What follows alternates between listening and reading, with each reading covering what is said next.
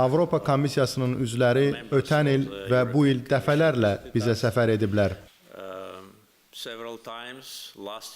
Beləliklə, biz müxtəlif səviyyələrdə tərəfdaşlığın fəal mərhələsindəyik.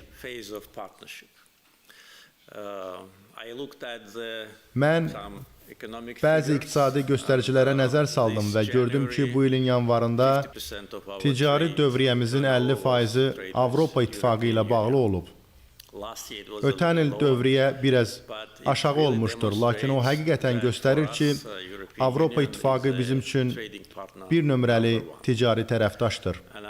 Əminəm ki, yeni layihələr və yeni investisiya imkanları ilə sərmayələr iki istiqamətdə yatırılacaq. Hazırda biz həmçinin Avropada fəal şəkildə sərmayə yatırırıq. Ticari dövriyyəmiz birmənalı olaraq artacaq. Tərəfdaşlığımızın mühüm hissəsi hər zaman enerji əməkdaşlığı olub. Var və birmənalı olaraq olacaq. Bu, xüsusən də 2022-ci ildə enerji sahəsində strateji tərəfdaşlıq haqqında sənədi Avropa Komissiyası ilə imzaladığımızdan sonra müşahidə olunur.